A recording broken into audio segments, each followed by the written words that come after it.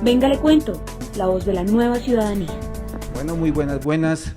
Estamos acá en vengalecuento.com, una entrevista a uno de los voceros de un movimiento ciudadano que está representando a un grupo importante en este país en el Congreso de la República. Voces de Paz. Estamos hoy con Pacho Tolosa. Pacho, muy buenas tardes. Buenas tardes a ustedes y a todos los que siguen Venga, le cuento. Estamos acá con Juliana, que está preparada para hacer esta tertulia amena.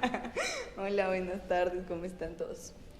Bueno, los invitamos a seguirnos en las redes, a visitar obviamente www.vengalecuento.com, a seguirnos en las redes en Twitter @vengalecuentoco y en el fanpage @vengalecuentoco. Vamos con lo que nos convoca hoy, con este tema tan importante para el país y pues para las personas que tenemos alguna sensibilidad frente a lo que pasa y lo que ha representado 52 años de violencia en este país. Cuéntenos un poco quién es usted. Francisco Tolosa es un hijo de la universidad pública, formado en ciencias políticas, hice parte de procesos sociales desde la universidad, ¿sí? Vinculado también a la lucha de la paz con justicia social, a la apuesta por la solución política estructural del conflicto armado, que he recibido el llamado, la convocatoria en este momento histórico para formar parte de la agrupación ciudadana Voces de Paz, que tenemos como labor, como misión, defender la plena implementación de lo acordado, velar por la implementación normativa del acuerdo final de paz y impulsar o promover el tránsito de la FAREP a la vida civil. Usted hace poco estuvo siendo investigado por la Fiscalía por nexos con la FARC. ¿Eso en qué quedó? Los medios de comunicación han manipulado mucho eso desde el momento en que usted fue nombrado y pues valdría la pena aclarar qué fue el proceso y qué quedó. Yo soy procesado por el viejo aparato de la Fiscalía, el derecho penal del enemigo, como lo llamamos nosotros, acusado de rebelión agravada. De hecho, soy acusado explícitamente de rebelión agravada sin armas, de rebelión armada sin armas. Durante más de 3 años largos de proceso, después de mi captura, aún hoy la Fiscalía y el Estado colombiano no han podido demostrar mi culpabilidad en este proceso. Es un proceso que debe ser extinguido para aplicar como debe ser la ley de amnistía e indulto. Venga, ¿y cómo es eso de rebelión armada sin armas? Yo le dije a la fiscal que eso era como homicidio sin muerto o hurto sin robo, pero pues en un estado como el colombiano donde hubo estado de excepción. O sea, eso solamente pasa acá, no, definitivamente. Colombia vivió un estado de excepción de 40 años, entonces no sabía cuál era la normalidad, ¿no? O sea, Colombia vivió, en el caso de Gis Medina, un cohecho de uno. O sea, donde hubo una persona condenada por ser sobornada, pero durante 5 años no aparecieron quién la sobornó. O sea, eran inocentes los que sobornaban, pero estaba condenada la que fue sobornada. Y vamos para el mismo caso en Odebrecht. En el caso de rebelión, sí, exactamente, ¿no? O sea, ahora ya al revés, hay un sobornado condenado en Odebrecht, pero no hay nadie recibió el soborno. Bueno, en el caso de rebelión agravada sin armas, es una muestra fehaciente de la guerra jurídica que vivió el movimiento social y popular. Hay casos aún más aberrantes, podríamos plantear, ¿no? Quiero exponer, por ejemplo, el caso de los muchachos de la FEU y la Juventud Rebelde del Huila, que están condenados a 25 años por terrorismo y por cuando lo único que supuestamente se les allana o se les consigue es pólvora, ¿sí? O sea, como quien va un 24 de diciembre, ya. Claro. Concretamente, eso es un delito. A un polvorero en Bogotá que lo incauten pólvora no le pueden imputar terrorismo, ¿cierto? A alguien que tenga a un delito específico frente al tema de la tenencia de pólvora, pero eso ni es un explosivo en sí mismo, ni tampoco significa que, o sea, ya hay una presunción de culpabilidad de que ellos iban a usar esa pólvora para causar terror. Eso ya es una suposición muy fina y muy complicada del fiscal. O le puedo contar otro caso. Eso es hilar bien finito. El caso del estudiante de la pedagógica, que les agregan ese apellido legal con fines terroristas. Entonces, en Colombia, una persona que le tire ácido a una mujer en la cara recibe una sentencia por lesiones personales, en el mejor de los casos, que es excarcelable, o por sustancia, por lanzamiento de sustancias peligrosas o objetos contundentes. Pero si usted tira una piedra en un tropel, así no le pegue al policía, usted puede recibir lanzamiento de objetos contundentes con fines terroristas. Y ya eso duplica la pena de hasta 8 años y le hace no escarcelable.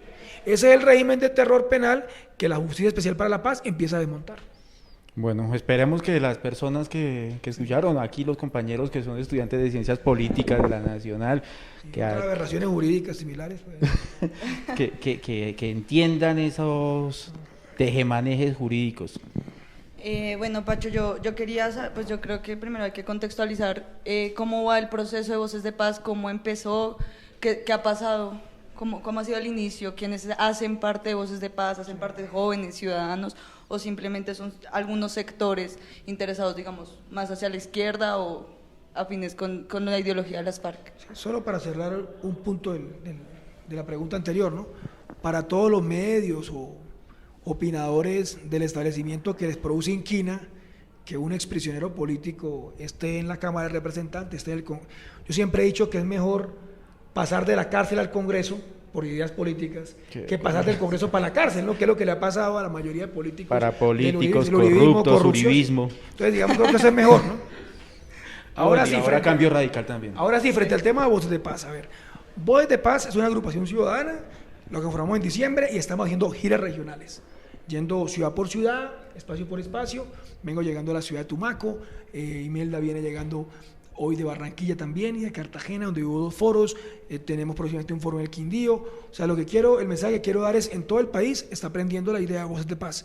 Voces de Paz no plantea una estructura, ¿sí? Y mucho menos rígida, plantea una adhesión a una plataforma muy simple. En Voces de Paz, efectivamente, habrán compañeros y compañeras que se identifican con la izquierda revolucionaria, pero Voces de Paz tiene 3 principios y así nos inscribimos ante el Consejo Nacional Electoral. El primero, impulsar el tránsito de las FARC a la vida civil. Todo el que esté de acuerdo con que la FARC pase de ser un partido en armas a ser un partido legal, pueden ser de Voces de Paz. Segundo, la implementación plena de todo lo acordado, no solamente de los acápites o partecitas que disecciona el gobierno para que se cumplan, todo lo acordado, los 6 puntos. Y tercero, Voces de Paz está impulsando la propuesta que creo que no se ha entendido lo suficientemente bien en algunos sectores del gobierno de transición para la paz y la reconciliación nacional. Entonces, si tú miras la plataforma de Voces de Paz, es una plataforma profundamente amplia, pero también digamos, si tú eres de izquierda, estratégica en este momento, esta coyuntura histórica, en términos de lo que puede ser consolidar unos cambios que el país esperó mucho tiempo para que se puedan dar. Bueno, cuéntenos y cuéntanos a las personas que nos están viendo cómo es eso del gobierno de transición que plantean. Bueno, exactamente, el gobierno de transición, algunos detractores lo ven como simplemente votar por el candidato X o el candidato Y, o como, sí, ponerse de vagón de cola en algunos de los candidatos ya precocinados por los medios de comunicación o por el establecimiento. Otros detractores, eso lo ven algunos que lo critican desde la izquierda, otros lo critican desde la derecha y dicen, no, el gobierno de transición es el pacto político para que las FARC lleguen al Palacio de Nariño. No, el gobierno de transición, y lo definió muy bien el Pleno del Estado Mayor Central del pasado mes de enero de las FARC, ¿sí? Es una plataforma de gobierno para que Colombia transite de la guerra a la paz. Eso incluye, y es una piedra angular del gobierno de transición, la verdadera implementación de los acuerdos. Porque también nosotros sentimos que sectores del establecimiento, sectores de la clase política quieren desconocer lo acordado en La Habana. Y les pongo un ejemplo. Mucha gente piensa que la JEP, que la Justicia Especial para la Paz, es motivo todavía de negociación. Y quieren meterle esto y meterle lo otro, o sacarle esto y sacarle lo otro. Eso sería violar los acuerdos. Entonces, efectivamente, los acuerdos son un punto central. Pero la FARC, en su documento del Pleno, también plantea otros componentes. El uso adecuado del gasto público, el buen vivir, que en mi opinión es todo un modelo económico alternativo al neoliberalismo, la ampliación de la apertura democrática, que implica obviamente una ruptura con una serie de medidas represivas que siguen actuando hoy, la pulcritud del manejo de recursos públicos, la inversión social, el tema del respeto ambiental, por enunciar algunos componentes que van más allá también de lo acordado, pero que desde nuestra lectura, ahí sí como Voces de Paz, compartimos con la FARC y con otras expresiones que la han propuesto, pueden ser la base del tránsito de la guerra a la paz. Bueno, Pacho, se han escuchado últimamente que se han hecho algunas denuncias por parte del grupo Voces de Paz de irregularidades dentro del Congreso, que los están atacando los mismos partidos. Entonces yo quisiera que nos contara más de qué es lo que está pasando, por qué se les agrede, qué pasa. A ver, el Congreso como tal, bueno, tiene las dificultades que todos conocemos, producto de la debilidad del régimen político colombiano, el déficit democrático del sistema político colombiano, ¿sí? En general, personalmente, las bancadas han tenido una buena actitud frente a Voces de Paz, en general, digo yo. O sea, no ha habido una actitud agresiva, salvo por la bancada del Centro Democrático, ¿sí? Que lastimosamente es un sector real del país, de las fuerzas vivas del país, yo llamaría de la vieja Colombia, que se niega a extinguirse, y que ellos parecen no haberse enterado de que hubo un proceso de paz y hubo un acuerdo de paz. O sea, hay un problema de comprensión política. Ellos niegan cualquier realidad. Ellos niegan que hubo acuerdo. Ellos niegan primero que hubo mesa. Ellos todavía piensan que Uribe está ganando una guerra. Sí, o sea, ellos partamos de esa disociación con la realidad. Entonces, si ellos todavía no creen que Santos es presidente, partamos de allí, pues mucho menos van a pensar que nosotros somos una agrupación ciudadana distinta a la FARC, mucho menos van a aceptar la JEP, y pues por esa distorsión de la realidad terminan haciendo montajes infantiles como el que hicieron con el equipo de Cámara de Voces de Paz, el equipo de la Cámara de Representantes, que lo sacó el representante Álvaro Prada en un fotomontaje burdo, diciendo que uniformados y con boinas, diciendo que éramos de la FARC, en pleno Congreso de la República. Pero en general, esa es la realidad, digamos, una tensión. Ahora, es un grupo minoritario dentro del Congreso, como yo considero que efectivamente los amantes de la guerra, los nostálgicos de la guerra, son un grupo minoritario a nivel nacional, no menos peligroso, no por ello menos peligroso, pero sí minoritario. Ahora, hay dificultades en términos del cumplimiento de los compromisos para el funcionamiento de Voces de Paz, como también ha habido dificultades en general en todos los compromisos gubernamentales. Tampoco es para espantarse. Y es parte de nuestra tarea, de los que estamos comprometidos con la paz y con la implementación, exigir el pronto cumplimiento y la pronta resolución, sin que ello sea óbice para el avance del proceso. O sea, Voces de Paz sabe que hay dificultades, espera que se cumplan, como las en las zonas veredales, pero hasta el momento, los que estamos comprometidos con el acuerdo no ponemos en tela de juicio el acuerdo. Esa visión de que me levanto de la mesa o de que paro el fast track, si pasa esto o si no pasa lo otro, es una visión, una postura pendenciera de sectores del establecimiento que nosotros no compartimos. O sea, acá nosotros estamos condicionando nuestro compromiso por la paz a X o Y detalle, ¿sí? Hay problemas y los señores de Cámara y Senado lo saben, esperamos que se vayan resolviendo para que Voces de Paz pueda cumplir su labor, porque Voces de Paz no es solo una opción política, Voces de Paz es un componente esencial de los acuerdos, está escrito y nos tiene que cumplir. Venga, usted habla de la justicia especial y hoy se ha escuchado, desde el fin de semana se viene escuchando en medios unos representantes uribistas que se van a acoger a la justicia especial. ¿Qué piensan ustedes al respecto? Mira, es que la mayor mentira que se le ha dicho a la gente es que la justicia especial para la paz es para la FARC o es para juzgar guerrilleros. Eso es mentira. Cualquiera que lea los acuerdos sabe que no es cierto. Claro. Entonces, la justicia especial para la paz es para todos los delitos cometidos en ocasión o en el contexto del conflicto y que no sean amnistiables. Entonces, de entrada, la mayoría de guerrilleros van a ser amnistiados porque incurrieron en el ejercicio de la rebelión, del derecho a la rebelión, como dicen ellos, que es el delito político por excelencia. Entonces, van a ser amnistiados. ¿Quiénes quedan en la JEP? Los delitos, a los que se le imputen delitos que no sean amnistiables, vengan de la guerrilla, de las fuerzas militares o de los civiles. Entonces, el caso más sonado, el señor Sabas Pretel, el señor Diego Palacio, ellos incurrieron ellos eran la otra parte del cohecho de Gilles Medina.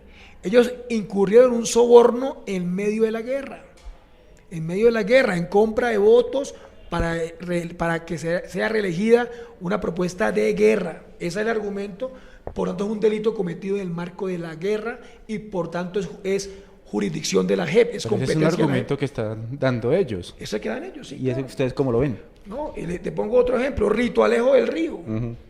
que es posible que salga libre en estos días. ¿Sí? Nosotros consideramos que todos los delitos cometidos en el marco del conflicto son competencia de la JEP, eso es lo que dice lo acordado.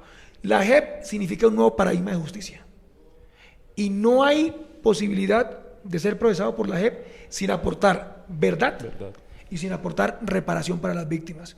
Y acorde con ese nuevo paradigma de justicia no carcelero, no punitivo, nosotros estamos de acuerdo que todos los que hayan cometido delitos se acojan a la JEP, aportando verdad, aportando reparación y siendo un mecanismo efectivo de justicia para el pueblo colombiano desde un nuevo paradigma. Buen ejercicio para divulgar en la ciudadanía, Sí. que todos los uribistas pues tienen que jugarle también a la Claro, verdad, mira, a la reparación. Yo voy a ser acá agresivo. El doctor Andrés Felipe Arias, Uribito. alias Uribito, ¿cierto? Desde las trincheras de la calle 8 en Miami, puede acogerse a la Jurisdicción Especial para la Paz. Claro, porque es que él lo que hizo fue financiar el bloque paramilitar que manejaban los Dávila Bondano. Eso fue un delito en el marco de la guerra. Y él tendría derecho a las ventajas judiciales que otorga la JEP con respecto a la justicia ordinaria, siempre y cuando esté dispuesto a decir la verdad, a involucrar, a contar quién dio las órdenes, quién se benefició de sus acciones, como Sabas Pretel, como Rito Alejo, como el que sea, y reparar a las víctimas. Reparar a las víctimas. Esa es la idea. Ese es el verdadero mecanismo de justicia que nosotros queremos. Yo no creo que justicia sea igual a la cárcel, o si no, Alcatraz sería el país de la justicia, ¿sí? La isla de la justicia. Yo no creo eso. Yo creo que una víctima no quiere hoy ver a sus victimarios colgados en la plaza ni metidos en... Yo, por ejemplo, a quienes hicieron los montajes judiciales, los falsos positivos judiciales, no quiero tenerlos en la cárcel. Al caso del falso positivo judicial mío y de tantos compañeros que fueron víctimas de la represión judicial oficial o legalizada. Yo quiero que ellos cuenten quién fue la persona, quién fue el actor, a nombre de quién se dieron las órdenes para hacer montajes judiciales, falsos testimonios y demás. Que me reparen con la verdad. Claro, con la verdad. Eso es lo que aspiramos las víctimas.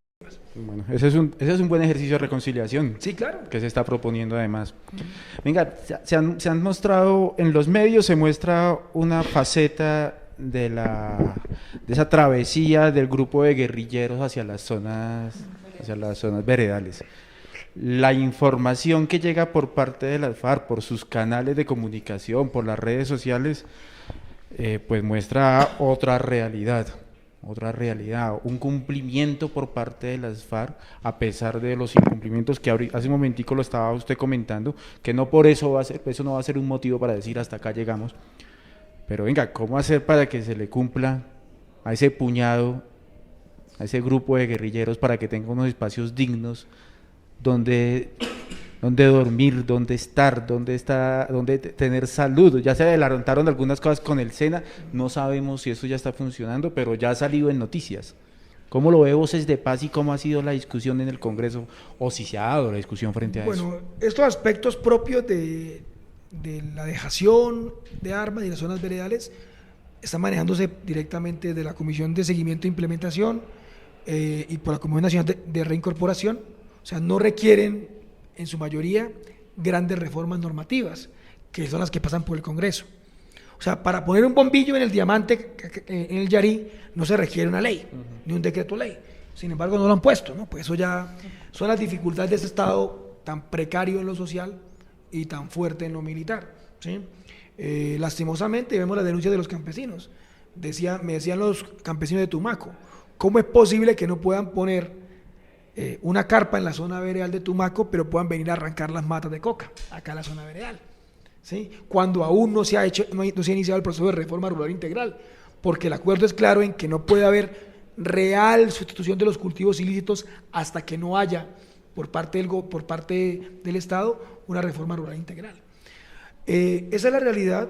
Nosotros consideramos que se viene avanzando, hay que tener paciencia, pero hay que exigirle al Estado el pleno cumplimiento también de lo relacionado con las zonas veredales. Lo otro, y lo digo con toda claridad, hay unos componentes más allá de lo logístico que tienen que ver con la dejación y con el día de más 180. Hay gente que piensa que la dejación de armas es como cuando usted mete a la guerrilla en el microondas y le da 180 días y ya, y se va a ver televisión. y no pasa nada más, y ningún aspecto interviene en ese proceso. Eso es falso. La dejación de armas es un proceso que requiere el cumplimiento de unos requisitos. Y hago alusión a uno aparentemente muy evidente, pero que lastimosamente no se ve reseñado en los medios de comunicación. Sin jurisdicción especial para la paz funcionando, es imposible llegar al día de más 180, porque será que los guerrilleros quedarán en manos del doctor Néstor Humberto Martínez y la justicia ordinaria, por ejemplo. Y hoy todavía estamos en el trámite legislativo de la JEP. Por ejemplo, los protocolos de concentración, como lo llaman algunos, de ubicación de guerrilleros, incluyen que los guerrilleros condenados por delitos no amnistiables dentro de la actual legislación deben ser excarcelados, ojo, no liberados, continúan privados de su libertad, pero van a pasar las zonas veredales. Eso es imposible sin que la Jurisdicción Especial para la Paz esté funcionando. Por enunciar solo algunos de los requisitos más prominentes en términos del pleno cumplimiento, hay que hacer el censo socioeconómico de la FARC para saber cuáles son las necesidades de los combatientes, etcétera, etcétera, etcétera. Entonces, nosotros confiamos como Voces de Paz en que la voluntad de paz de la FARC sea correspondida por el gobierno nacional y se den claros cumplimientos en términos logísticos, en términos políticos, en términos sociales, al proceso de reincorporación. Hace poco, Juliana, antes de que llegara, usted estaba hablando de la reforma de Cristo. Sí. Estábamos mirando que Voces de Paz está de acuerdo con la reforma política del ministro y queríamos saber por qué. Sobre la última tentación de Cristo, me va a preguntar usted. La última tentación de Cristo. Bueno, a ver qué es lo que es mi paisano, para aclarar. A ver, Voces de Paz está comprometida con los acuerdos. Los acuerdos lo que han definido, y eso es muy importante reseñarlo, es una misión electoral especial conformada por 7 expertos que son externos a los partidos políticos tradicionales, externos a la clase política, no son de la FARC, no son del gobierno, y le corresponde a ellos diseñar la reforma electoral. Voces de Paz ha participado en este proceso bastante amplio, han llamado a todos los partidos, a todas las bancadas, todos hemos tenido la posibilidad de hablar con los expertos y son ellos los que hacen la propuesta de reforma electoral que va a ir al Congreso vía fast track. Eso es lo primero.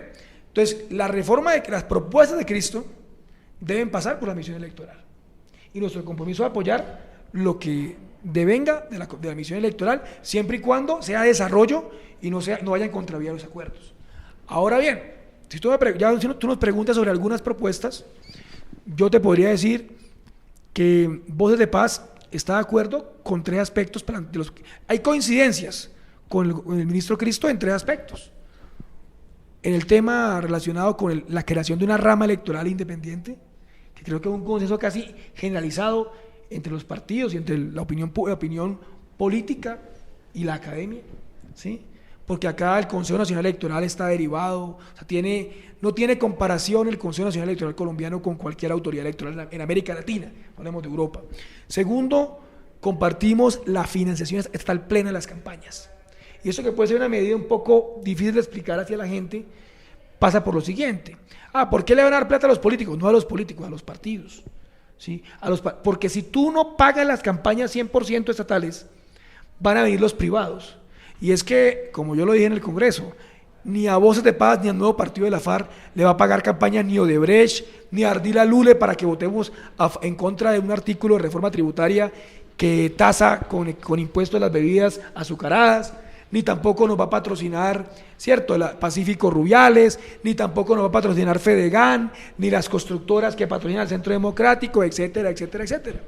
O sea, la financiación privada de las campañas es la política prepago, que es la que estamos viendo en Colombia. Y nosotros a eso no le apostamos.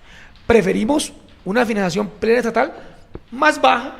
Nosotros no compartimos que para ser senador de la República, óigase bien, el tope de las campañas de 2014 fueron 75.000 millones, más de 30 millones de dólares de la época. Eso es una locura. Nosotros no creemos que toda esa plata se la va a dar el Estado. Si tú tienes un sistema más plenamente estatal, más regulado, tienes menos costos de la campaña.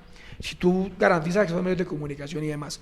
Y lo tercera propuesta donde puede haber coincidencia, consecuentemente con la plena financiación estatal de las campañas, los partidos, tú no puedes financiar 100 candidatos dentro del mismo partido, que es lo que ha ha impuesto el sistema de la lista, del voto preferente y de la lista abierta. Si tú eres de un partido, es porque te sientes identificado con él y tienes un mecanismo de democracia interna dentro del partido que te permite ordenar un listado. Creo que en esos 3 aspectos hay coincidencia. Y eso además ayuda a fortalecer el sistema de partidos y golpea una de los lastres de la política colombiana, las microempresas electorales. O sea, si tú eres del partido de la U, te comprometes ideológicamente con el partido de la U y te sometes a las decisiones del partido de la U, no la que tú quieras o lo que te dé la gana, igual si es del partido de las FARC, igual si es del Polo Democrático. Eso ordena el sistema de partidos, fortalece los partidos que son un instrumento vital de la apertura democrática. Ahora, hay otros aspectos sobre los que no los compartimos, hay otros aspectos que consideramos que no son fundamentales ahorita, ¿sí? pero los que creemos que debe opinar la opinión pública en general y que sí pero sí coincidimos en una cosa finalmente con el gobierno o con el ministro del Interior, para ser más exacto. Hay que aprovechar este momento de implementación para avanzar en la reforma política y en la apertura democrática. Aplazar la apertura democrática y la reforma política para después del acuerdo de paz puede significar lo que pasó con el 91, castrar las posibilidades reformistas, las posibilidades democratizadoras de un hecho político tan importante como el acuerdo final. Bueno, algo que está en los acuerdos, y usted habla de la importancia de los medios de comunicación. ¿Qué pasó con las emisoras que iban a estar al servicio de una caja de resonancia para hablar de los acuerdos de paz, del proceso? Sí. A ver, el acuerdo contiene varios apartados relacionados con los medios de comunicación. A ustedes que hagan comunicación alternativa, los invito a revisar detalladamente el punto 2.2. Ahí, en el punto de movimientos sociales y de participación política, se comprendió el acceso a medios y la promoción de medios alternativos como parte de la democratización y de la apertura política.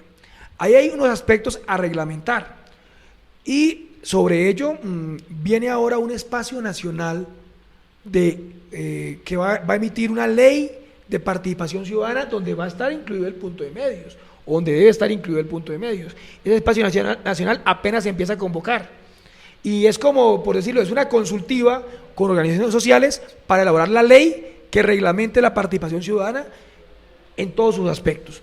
Ahora, frente al tema de las emisoras, específicamente la determina el punto 6.5 de la implementación, habla de medios de comunicación. Son 20 emisoras que no son emisoras de la FARC. Que son comunitarias. Tampoco son comunitarias, son emisoras de interés público. Esa categoría, digamos, de interés público, van a estar ubicadas en 20 sitios, no necesariamente en las zonas veredales, en 20 sitios que permitan la mejor cobertura, el mejor bateaje, el de llegada a más hogares, y el compromiso es que 8 horas van a ser administradas por Ecomún. Ecomún es la cooperativa que van a conformar los guerrilleros y guerrilleras de las FARC para su reincorporación económica y social. 8 horas van a ser manejadas por las organizaciones de víctimas de los territorios y 8 horas por las organizaciones comunitarias y sociales. Entonces, si tú me lo dices así, tenemos la posibilidad hoy para el movimiento social de tener 20 emisoras físicas con 8 horas cada una para organizaciones comunitarias. Y tenemos la posibilidad de enlazarlas y también de jugar con otros escenarios de difusión de estos programas de radio. También hay una definición del punto 238 de un canal cerrado de televisión, que tal vez la gente no lo ve como algo muy atractivo, pero nosotros lo vemos como la posibilidad de juntar movimientos sociales y de tener la posibilidad, en términos de apoyo estatal, para producción, para edición y para todo este ejercicio televisivo, de los movimientos sociales, no digamos de los dueños de los canales. Eso es una posibilidad que hay que saber aprovechar y que va a ser posible si los medios de comunicación alternativo y los movimientos sociales se ponen la camisa del acuerdo. Y esto es un mensaje final, ¿no? El cumplimiento de lo acordado no depende de las FARC, es más, no depende del gobierno, o sea, depende de su voluntad política en parte, pero el gobierno no va a entregar como una dádiva todos los desarrollos del acuerdo. Requiere que la ciudadanía se apropie de lo acordado y exija su cumplimiento. O sea, eso es lo que nos va a posibilitar realmente cumplir con los miles de componentes que están concebidos en el acuerdo. Venga, ¿y cómo hace la ciudadanía para acercarse a Voces de Paz? ¿Dónde los ubica? ¿Cuáles son los canales de comunicación con ustedes?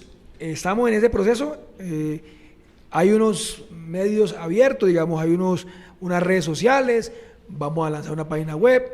Estamos apenas logrando poder conseguir un espacio físico donde reunirnos, ¿sí? Y vamos a hacer lanzamientos a nivel regional, ¿sí? Estamos región por región, van a haber unos voceros en cada departamento o a nivel regional que van a tener esa tribuna, van a tener también en la camiseta de Voces de Paz, la propuesta, la bandera de Voces de Paz, y esa sería la forma más concreta de contactarlos. Nos invitamos también a que los que estén organizados ya, bueno, se reivindiquen con Voces de Paz y entramos en contacto y empezamos a coordinar nuestro trabajo. Para terminar, estamos en una etapa presidencial ya. Hay una cantidad de personas ya en el ruedo. En 2 o 3 palabras con cada candidato, con cada de los candidatos que han figurado en el escenario. Claudia López y los resentidos. Bueno, Claudia López representa una expresión de la política urbana con la que hay que interlocutar, con la que hay que contar para ciertas propuestas de transformación del país y a la que también hay que hacer entender la realidad del conflicto social armado. Gustavo Petro.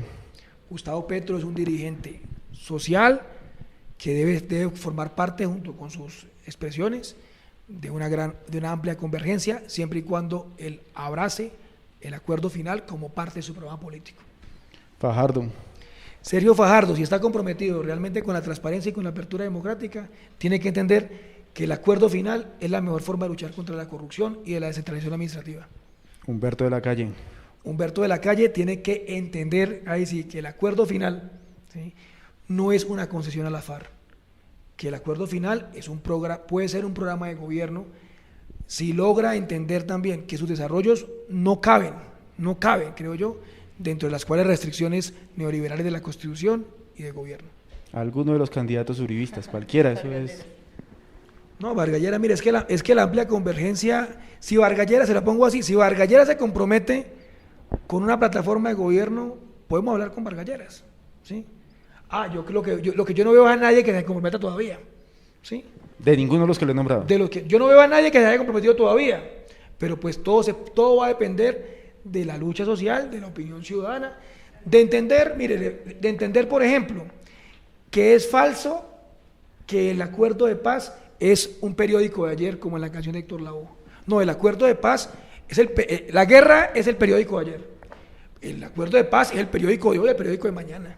Sí, es el futuro también.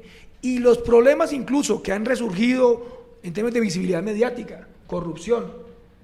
No, es que ahora el problema de la corrupción, toda la vida ha sido parte del conflicto armado. Y el acuerdo de paz, revísenlo bien, punto 3, 4, 11, tiene todo un componente frente al tema anticorrupción, por ejemplo, que hay que saber desarrollar, ¿sí? Entonces nosotros insistimos, a todos los candidatos los invitamos a dialogar sobre la plataforma. ¿Y Piedad? También la invitamos a dialogar. Creo que Piedad está comprometida con el acuerdo de paz. Ese no sería el debate con ella. Creo.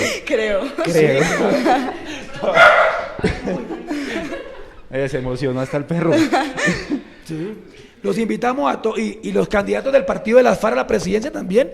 Claro. Esperamos que hagamos un acto público, un gran pacto por la reconciliación nacional y por la transición de la guerra a la paz.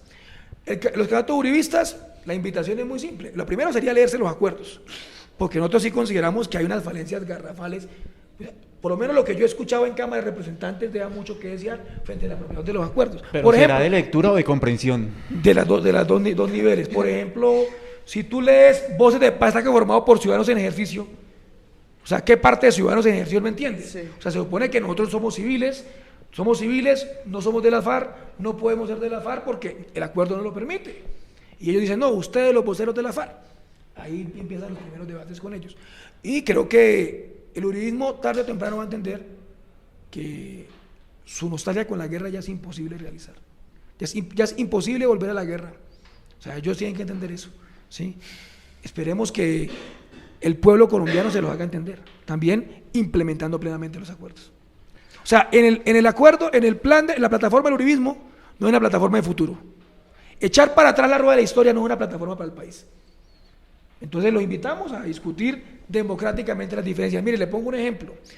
Mañana cursa en la Cámara el estatuto de oposición. 25 años de la Constitución del 91 para que se pudiera presentar el estatuto de oposición y fue presentado gracias al acuerdo final con la FARC. Y si nosotros formamos parte de un gobierno de transición en 2018, la oposición va a ser el uribismo. Ahí van a estar claras todas sus garantías. Su derecho a la vida, su derecho a la oposición, su derecho a hacer propuestas dentro de los parlamentos, etcétera, etcétera. Porque nosotros hemos pasado la página y queremos pasar la página del conflicto social armado en Colombia. Bueno, este es Francisco Tolosa, Pacho Tolosa, representante ciudadano en el grupo Voces de Paz, que está velando por lo que son los acuerdos de La Habana entre el gobierno liderado por Juan Manuel Santos y las guerrillas de las FARC-EP. Muchísimas gracias y esperamos en otra oportunidad volver a contar con usted y con Muchas el resto de gracias, compañeros. Pacho. Muchas gracias a ustedes. Bien. Bueno, chao, chao.